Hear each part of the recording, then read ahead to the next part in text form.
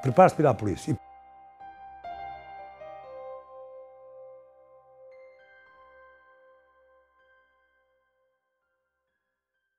Eu comecei numa vila de Trás-os-Montes, onde nasci,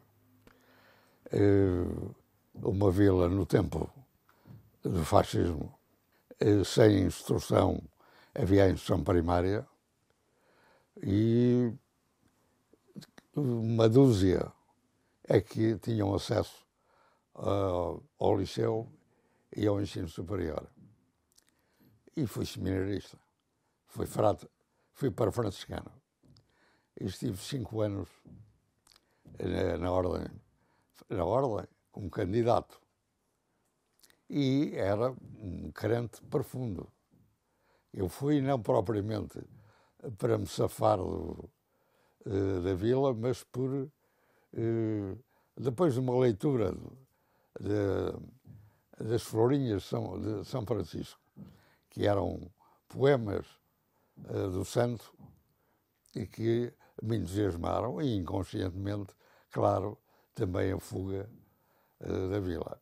O primeiro ano foi formidável, isto é, de alto sofrimento, porque eu estava habituado à montanha e à liberdade, e, portanto, estava enclausurado.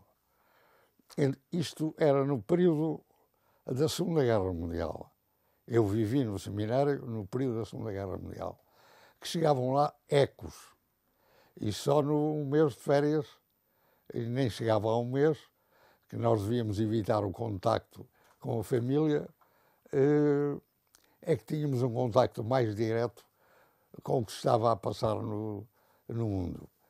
Ao 5º ano, eu quis me ir embora. Estava cansado daquela disciplina e não me sentia realizado, e acabaram por me expulsar do seminário. E é na vila que tenho, depois com alguns amigos, uma consciência da miséria. Um dia, falando com um desses amigos, eu dizia-lhe que era necessário justiça, e para isso era necessário a justiça divina. Ele disse-me: olha, o inferno vivemos-lo nós na terra, e o paraíso não há. E é claro, durante um mês debati-me, por vezes os fantasmas saíam-me debaixo da cama à noite ao deitar, e é claro, até que eu disse assim: mas és um cobarde, então tu já não achas que isto é impossível, estás com medo de quê? E a partir daí, a partir desse mês, o meu problema com a divindade ficou esclarecido. Ainda mais quando li as provas da existência de Deus, as 5 provas de Santo Tomás. Isto é, que as provas não provam absolutamente nada. São um amontoado de palavras. Ainda em Mursa fiz o primeiro ato político, porque fui discursar, impulsionado pelos amigos, à Câmara no dia 28 de maio, em que atacava o regime do 28 de maio. Mas terminava com uma frase de Salazar. Levei uma multidão de jovens e eles ficaram, a princípio, muito agradados, ainda telefonaram para Vila Real e disseram: ou foi uma sessão fantástica.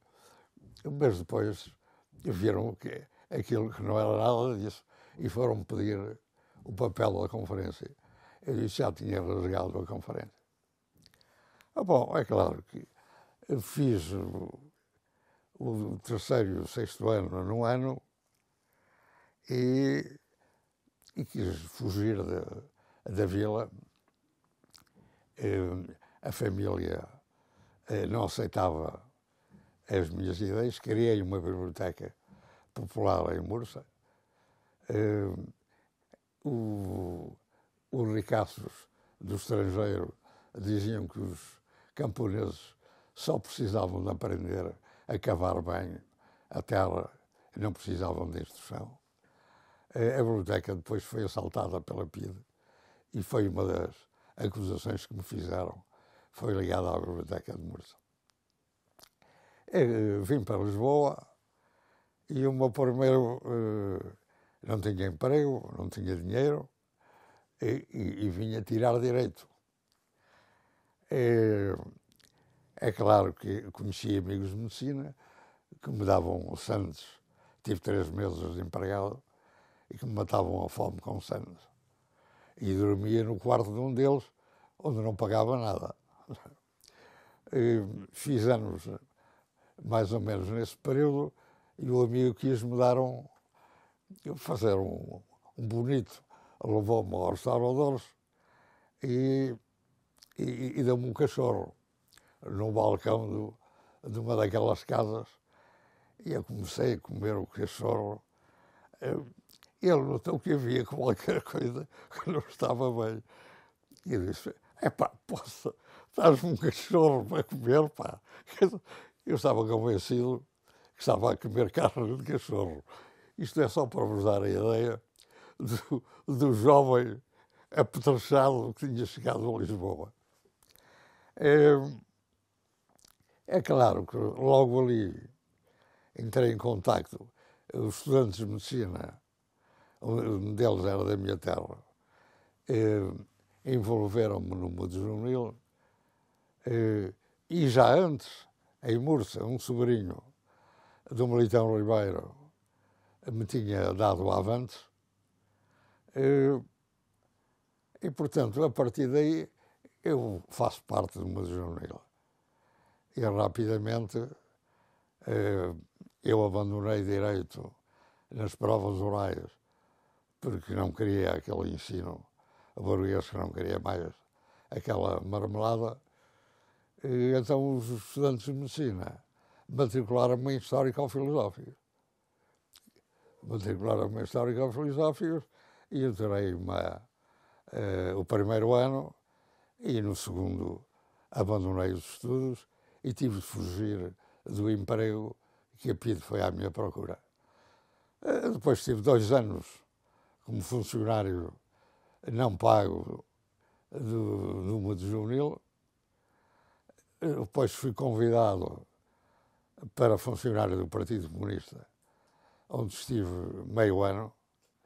Eu estava ligado à imprensa, ao Jovem Trabalhador e à Juventude, que era o órgão central. Estive ligado às zonas operárias, à Marinha Grande, ao Baixo Ribatejo, ao Alentejo e ao Algarve. E com as prisões da direção do mundo juvenil, e eu fui o único que ficou em liberdade, também estive a controlar a universidade. Portanto, tive um período muito intenso de atividade política, total. E foi o período mais entusiasmante da minha vida. O resto da vida, quer dizer, comparado com este, é difícil. Foi uma entrega total. Mas na juventude, no mundo juvenil, um dia disseram-me que havia uma luta das enfermeiras em torno do casamento. O Salazar não deixava que as enfermeiras casassem. E foram expulsas várias por terem casado. E eu pedi que me trouxessem a uma reunião a enfermeira que dirigia. E pronto, e foi um encontro, o chamado encontro à primeira vista. Pronto, ela continuou como enfermeira. E qual era o trabalho da enfermeira? Eram horários de 8 a 12 horas, por vezes eram 3 velas seguidas, 3 e 4. Recebiam o almoço e o jantar e a dormida. Não tinham salário. E era uma situação extrema. Ela, é claro, participou no mundo juvenil. Houve eleições, pseudo-eleições, em 53. O mundo juvenil abriu uma sede próximo de Almirante Reis. Houve um jantar de mulheres e ela ia discursar nesse jantar. Mas decidiu ir à sede de uma do João. Eu disse, não vás, que a Pida deve lá estar a assaltar a sede. E, de facto, quando ela chegou, a sede foi assaltada e descobriram que era ela que estava à frente do movimento e detiveram-na em Caxias. Detiveram-na em Caxias, sofreu tortura, agressões físicas. Ela foi um advogado para a defender. Houve um grande movimento entre os jovens. Havia cartazes, inscrições nas paredes. Libertem Isaura Silva. Foi julgada e o juiz considerou que ela era comunista. E não era. E foi condenada a 2 anos de prisão maior. E esteve lá 4 anos. Portanto, ela foi presa em novembro de 53. Eu fui preso em janeiro de 56. Quer dizer, nunca mais havia bilhetes clandestinos trocados na prisão, cá e lá. E depois fui eu e tivemos 9 anos, cada um para o seu lado. Vimos-nos uma vez, quando eu estava a ser julgado no Porto, e ela, violando a regra que não podia sair, foi ao julgamento ao Porto e vimos-nos por momentos durante o julgamento. E só quando eu saí, depois, em 62, é que recomeçamos a nossa vida, porque de facto já tínhamos tido a vida em comum.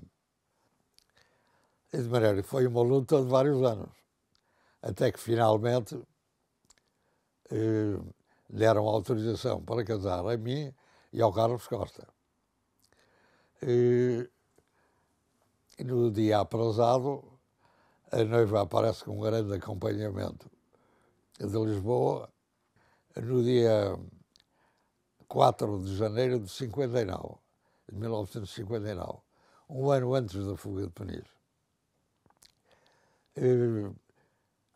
Foi o notário ao Forte, as minhas testemunhas foi o Alexandre O'Neill e a Maria Alçada Padez, e da minha mulher foi a irmã e o cunhado, o Campos Lima e a Hortência.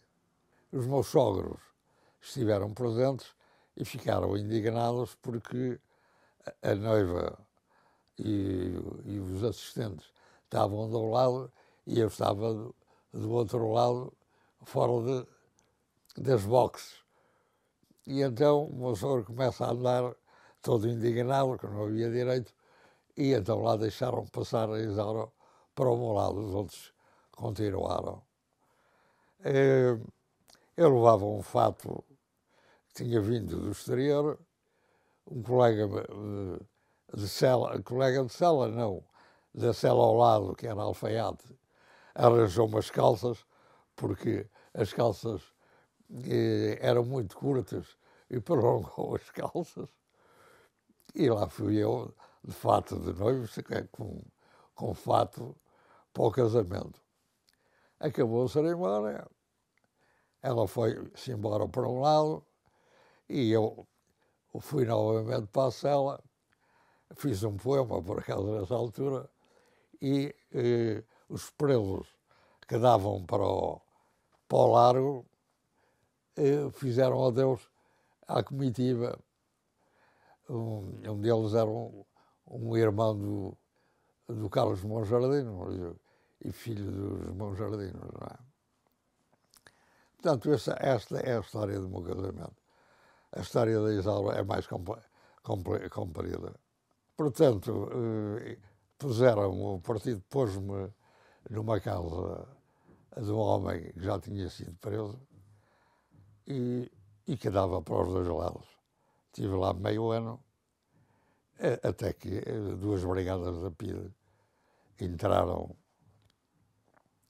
de repente e subitamente em casa.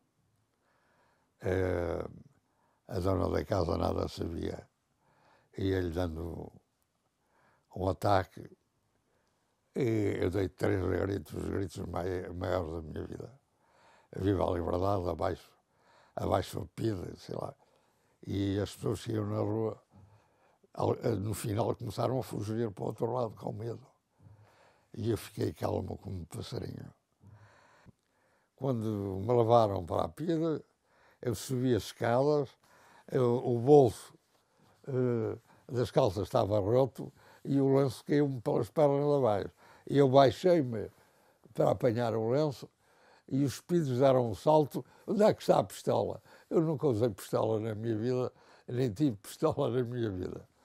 E cheguei assim, o meu primeiro interrogatório, quem é, identifique-se. Eu não tenho nada a dizer a esta polícia, não me identifiquei. Levaram-me então a um juiz, pá.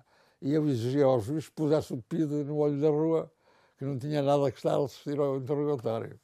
Aplicaram mais um X e tal, e lá me levaram. Ora bem, eu fui no ato de prisão, fui para o Aljube. E no Aljube vi lá à volta de 30 traços numa porta.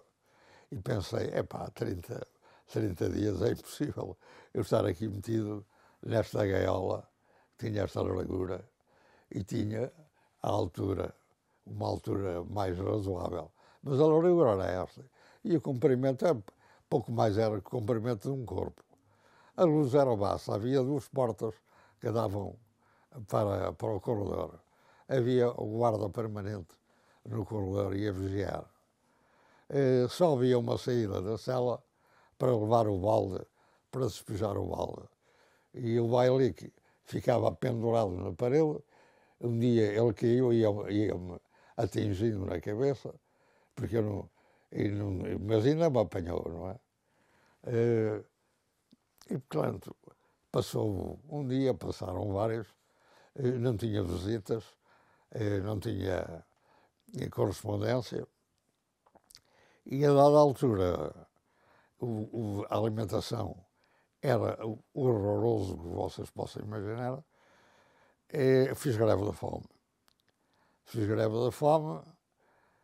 Os gajos tiveram medo, estava com uma pulsação horrorosa, tiveram medo e levaram-me para a enfermaria. Na enfermaria, aquilo eram janelas em guilhotina e davam para o pátio do Aljube e eu levava a paros de lápis e conseguia, com papel higiênico, escrever uma mensagem para o exterior. Estou preso há tantos dias.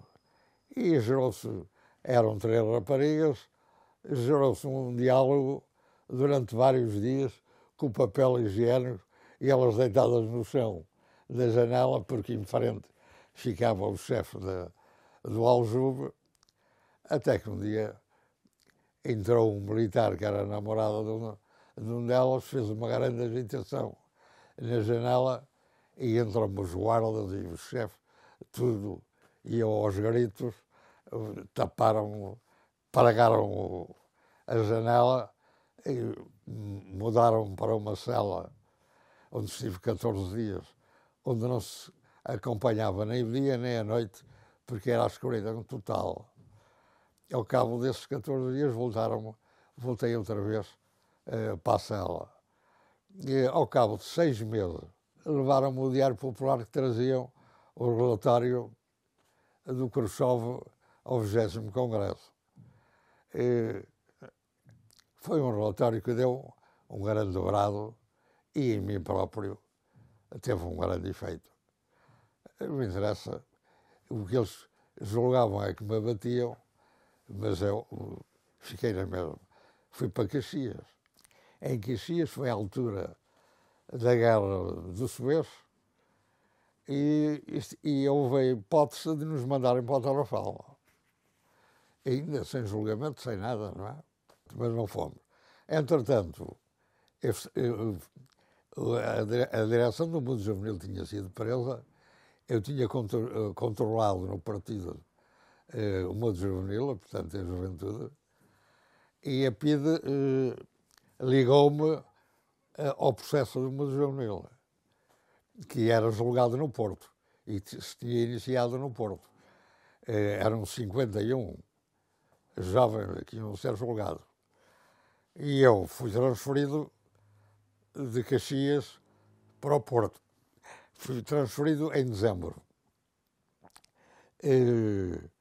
Ia com outros presos, mas eu era o único que ia e era o mais acusado. Tinha dirigido uma espécie de congresso do Mundo Juvenil. Na PIDE do Porto, na Rua do Heroísmo, juntaram-me aos rapazes que eram da Comissão Diretiva do Mundo Juvenil, e de que eu tinha sido vários anos. O julgamento durou quase 6 meses, de meados de dezembro a 12 de junho, com sessões de manhã, de tarde e por vezes à noite. Participaram advogados do Porto e alguns de Lisboa. Foram testemunhas o Ferreira de Castro, o Vieira de Almeida, enfim. No final, os juízes pediram ao réu se alguém queria dizer alguma coisa. E eu fui o único que fui falar. Disse que não compreenderia, eles tinham pedido compreensão. Eu disse que não compreenderia se fosse condenado, se fôssemos condenados por defender a paz, por defender a juventude, etc. Eles mandaram-me calar e eu a falar, não é? A da altura sai um assistente que estava e vem abraçar-se a mim, a soluçar. Digo-vos, tive muita dificuldade em chegar. Também recebemos durante o julgamento milhares e milhares de assinaturas que vieram de França, encabeçadas por o Sartre, os intelectuais de esquerda em França. Pronto, eu fui condenado em 2 anos e 9 meses. Os outros réus, em 2 anos, a grande parte foi libertada. Vamos para Peniche, os rapazes, paramos em Coimbra, na PIDE de Coimbra, e chegamos ao pátio, àquele largo.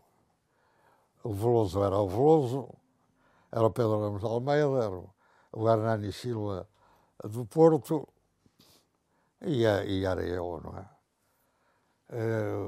O Veloso começou aos gritos, dizendo que a paisagem que era lindíssima, a chamar para mim aos berros,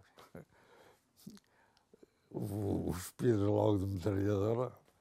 Enfim, fomos metidos nas celas e às 5 horas saíram os 2 presos que lá estavam. Era o Cunhal e era um outro fugitivo, que agora também não me veio o nome. Portanto, veio e havia um período de 1 hora em que podíamos escrever à família juntos. Cada um estava na sua cela. E nesse período podíamos fazer uma pergunta por intermédio do guarda.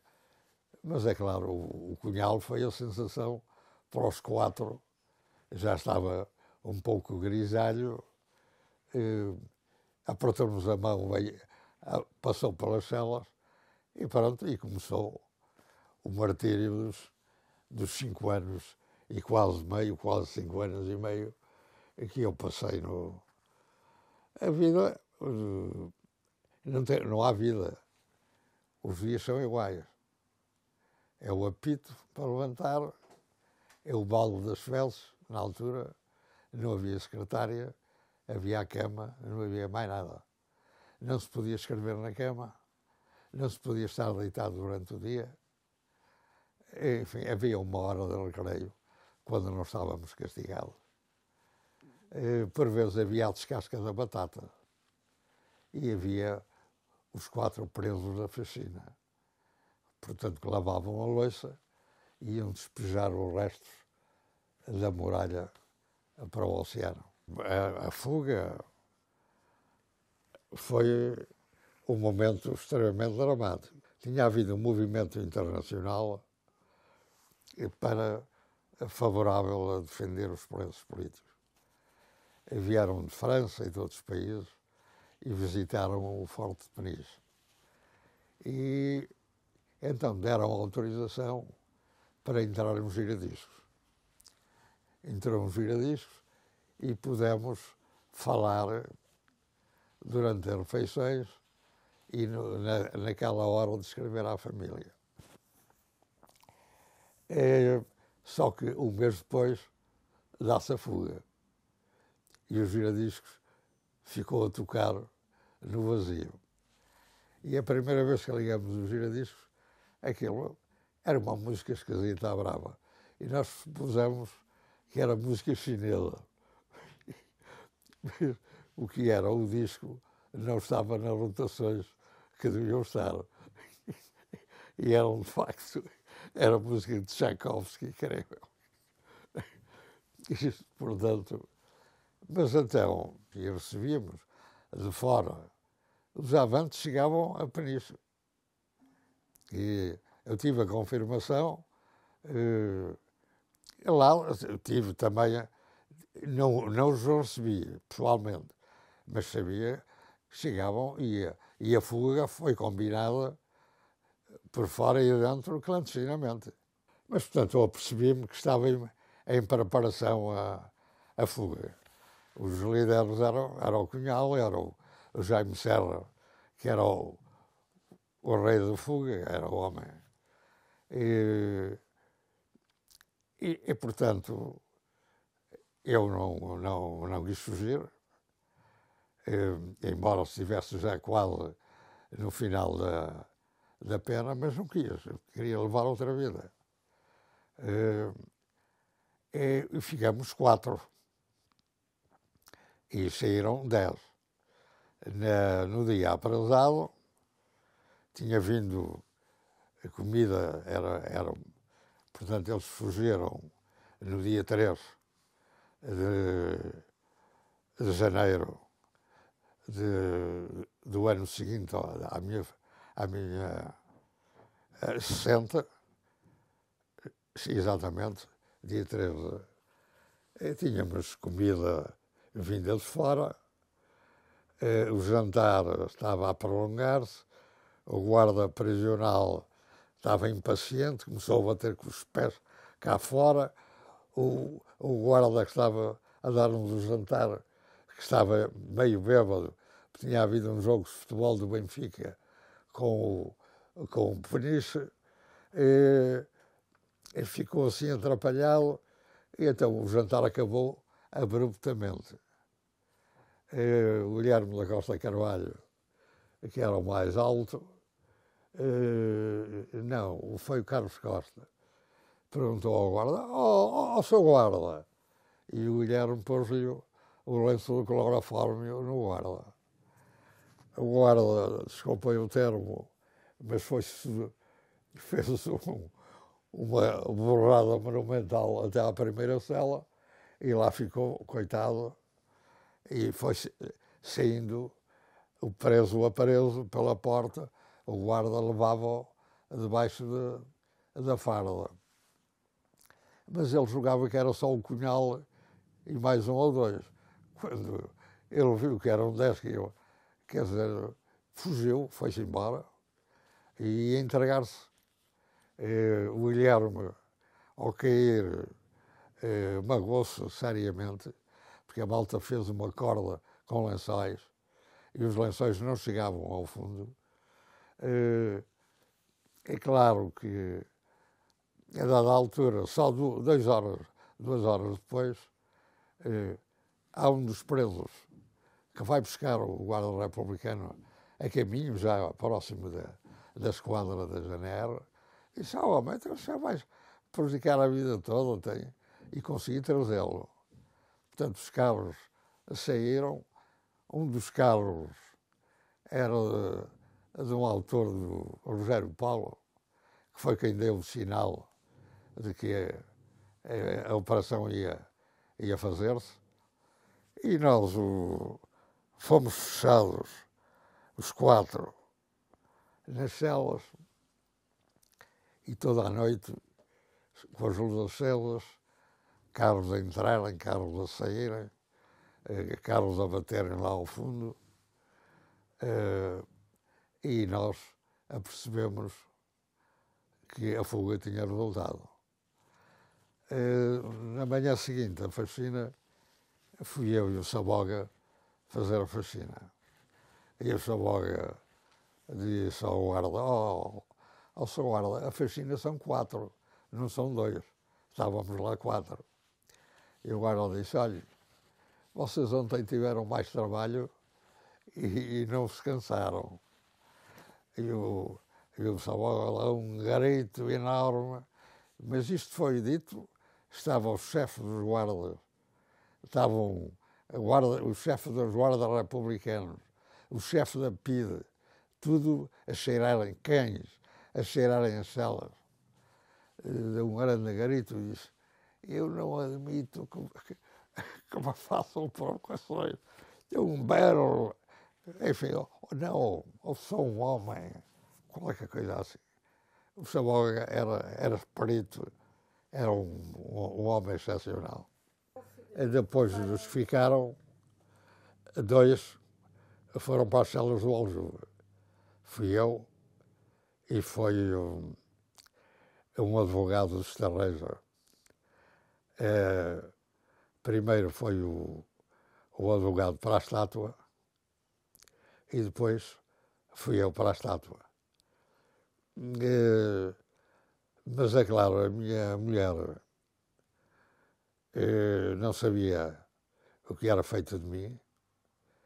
Nós tivemos para ir para Iseda, para Bragança, para a prisão dos presos comuns. E ela mandou um lanche para o Aljube, sem saber se eu estava lá ou não. Mas o lanche foi aceito, de maneira que ela ficou a saber que eu estava lá. Quer dizer, fez um arandel por toda a parte. Chegou a Mursa, e o meu pai aparece. Estava eu a fazer estátua. Quando o meu pai aparece. Levaram-me de noite para a PIDE. Estava de pé e não podia dormir. Batiam com réguas dias. Por acaso não estive dias, porque com a ida do meu pai os gajos mandaram novamente para o Aljube. E já da primeira vez, quando tinha estado no Aljube da primeira vez, eu cheguei lá acima, a sala, uma cadeira, e fui-me sentar na cadeira. E o PIDE não pode sentar-se na cadeira, só se me arrancarem dela, porque eu daqui não saio. E foi sempre esta a minha atitude. Nem me identifiquei, nem assinei durante muito tempo os autos. Depois assinei os autos. E os autos o que é que tinham? Não presta declarações desta polícia. Depois voltei novamente para o Aljube e do Aljube fui para Peniche outra vez. Então fui para uma sala do Leste-Chão com presos do Baixo Ribatejo, da Lhana e da Póvoa de Santeiria, e metidos na cela com um guarda permanente no gradeamento dos 5 presos e o outro lá mais atrás. Portanto, éramos vigiados de dia e de noite, sonhos, o passeio de uma hora, um dia era daqui e ali, no outro dia já era só daqui a aqui, as provocações eram absolutamente constantes. Ali eu estive 2 anos e tal, não é? Até que um dia foram-me lá chamar e disseram, vai sair em liberdade. Tiveram que me dizer 3 vezes, porque eu só ouvi à terceira. Eles disseram, de facto, mas só à terceira que eu ouvi. Eu disse, parece que me querem pôr em liberdade. Eu estava tão longe de uma afirmação daquelas que há 2 anos não saía nenhum preso de Peniche. Estava tão longe que foi preciso repetirem 3 vezes para eu acreditar que havia, de facto, devia ser verdade, ao final. Mas quando me disseram, e eu ouvia, disseram-me, daqui não sai nada do que você escreveu. E eu disse, sim, eu também não saio. Tenho que mover outros processos, eu não saio daqui. E estivemos ali, não vai, até que eles disseram, bem, a economia política não sai nada. A economia política, o que era um livro que tinha vindo traduzido de economia política, mas que para mim não tinha importância nenhuma. Não é? Em Liberdade faltavam lá livros de economia política, que me interessavam os papéis. Que eu tinha uma série de cadernos que ainda tenho, bem. Aí hoje, dos livros só era permitido a entrada de um livro de cada vez. E para entrar um novo livro tinha que sair o livro que tinha entrado. É claro que eu comecei a estudar e a aprofundar a história de Portugal, a Idade Média, em Peniche. E os 2 primeiros livros que publiquei são, em boa parte, resultado desse trabalho preparatório. E foi isso que me levou a não fugir. Eu queria seguir outra vida. Eu queria seguir a vida que acabei por seguir. E deram-me os papéis que tinha, poemas e tudo, e vim até à sala, estava numa sala nessa altura, e que estava vazia para não me despedir dos presos. Mandaram-me despir para ver se não levava nenhuma mensagem. Recusei-me a despir-me e o guarda, que era dos mais ferozes, dizia, mas é do regulamento? Eu não sei se é do regulamento, se não é do regulamento, eu não me disse e não me despi. E à saída passei por uma zona onde estava o Américo de Sousa, que me tinha levado ao partido, ao funcionário do partido, tinha sido preso novamente e estava sozinho a passear de um lado para o outro, e eu dei um grito e disse, adeus Américo. E ele estremeceu da cabeça até aos pés. E ele disse, adeus Borges Coelho. É verdade. E pronto, e ao atravessar aquela ponte da Fortaleza, uma mulher de Peniche aproxima-se de mim e diz-me, está a sair da prisão, está. Estava o chefe dos guardas atrás e mais uma série de guardas atrás. Estou. Eu levava 2 malas, uma. E deixe-me dar-lhe um abraço. E abraçou-me nas barbas daqueles gajos. Eu a tremi, custou-me a levar as malas. Ela indicou-me para onde é que eram as caminhonetes e tinha uma dificuldade enorme em atravessar um largo. A rua, mas um largo não tinha referências. Sentia-me a cair. Há daqueles 6 anos e tal, praticamente não ver a rua, não sair o movimento, um largo era uma confusão na minha cabeça. A minha mulher não sabia de nada e eu fui ter com ela. Eu sabia dos tempos que ela ia almoçar a um café ali na rua, próximo do Saldanha, do Marquês de Saldanha, aquela do Crávila. Havia ali um café e eu entrei no café e ela estava de facto a almoçar com uma colega. Eu olhei para ela e ela olhou para mim. E olhou para mim, ficou assim com o ar estranho. E eu virei costas e saí para a rua. E ela dá um grito e disse, epá, mas aquele gajo, mas aquele gajo, e veio atrás de mim, pá. Pronto, e abraçamos-nos lá cá fora na rua. E pronto, e vivemos até ela morrer, coitadita. Não, nunca mais fui dirigente, mas fui militante de base toda a vida. Toda a vida, não. Até um certo passo da minha vida. Mas fiquei sempre ligado. Uh, tenho um poema, só nem a vida nem a morte nos podem mais separar. Foram anos que nos ligaram profundamente. Quer dizer, isso e foi a vida. O que eu quero destacar é isto, é que as pessoas que entraram na clandestinidade, que lutaram, e os que cá fora não lutaram na clandestinidade, e que eram continuamente presos, que era uma vida do raio, não é? Não lutavam por benesse, não lutavam por, digamos, serem recompensados. A recompensa era a prisão, podia ser a morte, e se não quisessem trair, tinham que estar preparados para morrer. Sem isso, acabavam por não resistir e entregar-se ao inimigo. Era isso que eu queria dizer.